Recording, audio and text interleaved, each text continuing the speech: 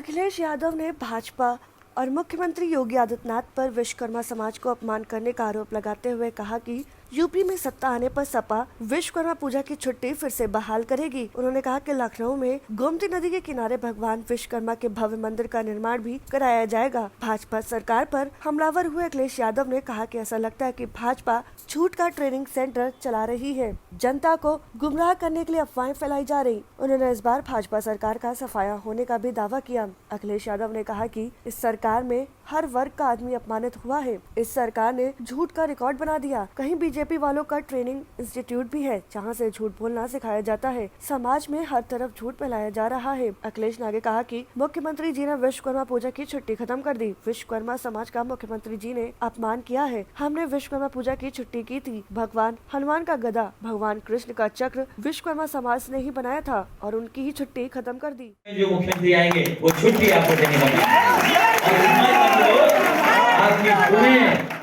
विश्वकर्मा जयंती भगवान विश्वकर्मा जी की छुट्टी घोषित होगी दोबारा। ये गोमती के किनारे जो सबसे अच्छा इलाका बनकर के आ रहा है, कई लोगों ने कब्जा करके मंदिर बना लिया।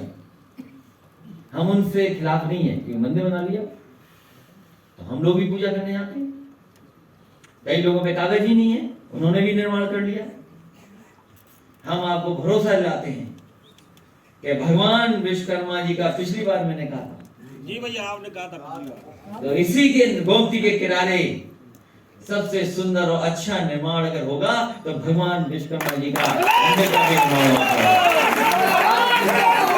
लोगों के बीच में खुशहाली आएगी।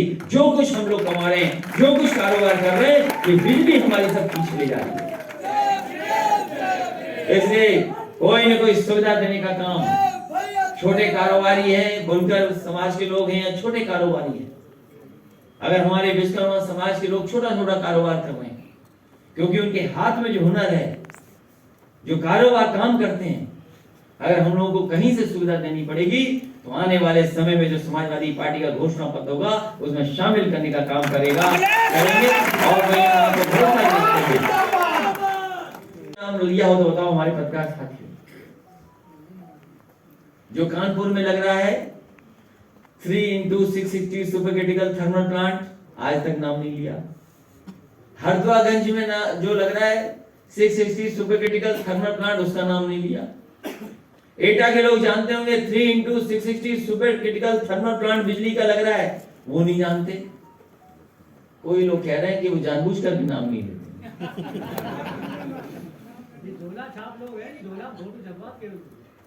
तो सोचिए आप कि जब बिजली नहीं बना रहे हैं, जो बिजली समाजवादियों ने बनाई वही मिल रही है। जितनी भी ट्रांसमिशन लाइन थी, जितने भी डिस्ट्रीब्यूशन सिस्टम था, अगर किसी ने अच्छा किया तो समाजवादी लोगों ने किया। बिहार का चुनाव अलग था और बिहार के चुनाव को बताओ बेईमानी हो गई कि नहीं हुई? बेईमानी, बिहार की बेईमानी ईवीएम और डीएम ने कर ली। बिहार की जो बेईमानी हुई है वो ईवीएम और डीएम ने की, डीएम और ईवीएम ने की। लेकिन बंगाल की जनता ने जवाब दिया। हमें इस बार सावधान रहना है ईवीएम डीएम से भी, और जनता को जागरूक कर करके भारतीय जनता पार्टी के लोगों को जवाब देना। कौन समझाएंगे भारतीय जनता पार्टी वालों को? मां गंगा ऊपर से बह करके बिहार की तरफ जा रही है। ये उल्टी गंगा बहा रहे थे, सोचो।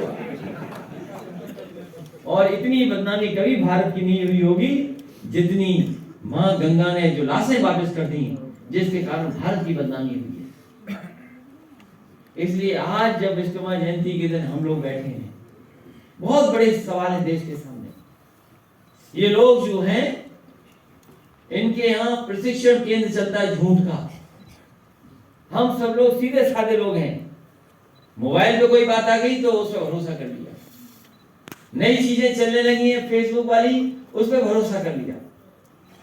याद रखना, इसमें बहुत सारी चीजें भारतीय जनता पार्टी के लोग फैला रहे हैं। ये जो दिवाली के दिन कभी कभी हम लोग रावण जलाते हैं, दशहरा के दिन, इसी तरह सोशल मीडिया पे भी ये ई रावण बैठे हुए हैं। जो हमारे आपके खिलाफ फैलाते हैं चीजें।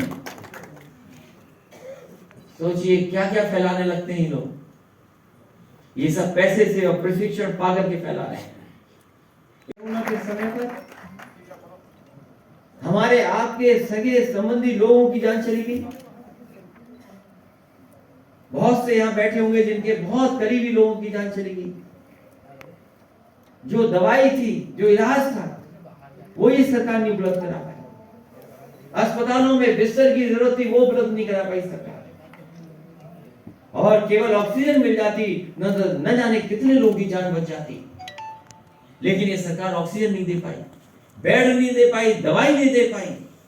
उस समय भी अगर कोरोना के समय पर कोई चीज मदद कर रही थी तो वही समाजवादी सरकार की चलने वाली एम्बुलेंस हमारी आपकी मदद करने वाली थी। इन्होंने कोई अस्पताल नहीं बनाया। जहां ये मुख्यमंत्री जी हेलीकॉप्टर उतार रहे थे कोरोना के समय पर, कोई अस्पताल उनका बनाया हुआ नहीं था। जो कुछ अस्पतालों में गए थे वो नेताजी और समाजवादी पार्टी की पिछली सरकार के बनाए हुए अस्पताल थे। और ऐसा लॉकडाउन किया कि हमारे मजदूरों की जान चली गई। लोग गुजरात से चल करके आए, महाराष्ट्र से चल करके आए। ऐसी दर्दनाक कहानी दुनिया में नहीं मिलेगी। ये दुनिया के बराबर काम करना चाहते हैं, दुनिया के बराबर खड़े होना चाहते हैं। $5 ट्रिलियन की इकोनॉमी दिखा करके चीन और अमेरिका को दिखाना चाहते हैं कि हम ऐसी अर्थव्यवस्था बनेंगे। लेकिन जब संकट आया, जब परेशानी आई, तो ये सरकार उद्योगपतियों के साथ खड़ी थी, बड़े लोगों के साथ खड़ी थी। नहीं, डरने की बात नहीं है। तुम्हें डराएंगे नहीं, केवल तुम्हारा नाम बदल देंगे। मुख्यमंत्री और ऐसी सरकार जिसने कितने बड़े सपने दिखाए कि हम देश की 5 ट्रिलियन इकोनॉमी बना देंगे, अर्थव्यवस्था बना देंगे। कितना बड़ा सपना, $5 ट्रिलियन की इकोनॉमी बना देंगे। हम आप लोग अगर गिनती करें, शून्य गिने तो नहीं गिन पाएंगे उसके पीछे जीरो कितने हैं। अगर दिल्ली में कहा गया कि $5 ट्रिलियन की इकोनॉमी बनेगी तो हमारे मुख्यमंत्री क्यों पीछे रहते? उन्होंने कहा कि इस $5 ट्रिलियन इकोनॉमी में अगर भागीदारी उत्तर प्रदेश की होगी तो $1 ट्रिलियन इकोनॉमी की होगी। हमारे मुख्यमंत्री ऐसे हैं जो लैपटॉप ही नहीं चला पाते हैं, इसीलिए बटा नहीं। तो बताओ $1 ट्रिलियन इकोनॉमी कैसे बना देंगे? $1 ट्रिलियन इकोनॉमी का मतलब है कि हमारे नौजवानों के हाथ में नौकरी और रोजगार होगा, कारोबार चल रहे होंगे, उद्योग लग रहे होंगे, सब पर गाड़ी होगी, मकान होगा। $1 ट्रिलियन इकोनॉमी का मतलब है कि गाड़ियां होंगी, घर होंगे पक्के, नौकरी और रोजगार होगा, कपड़े अच्छे होंगे, आने जाने की व्यवस्था अच्छी होगी, तब $1 ट्रिलियन की इकोनॉमी होगी। अगर आपको हमारा वीडियो पसंद आया हो तो इसे लाइक करें, सब्सक्राइब करें और साथ ही बेल आइकन दबाना ना भूलें।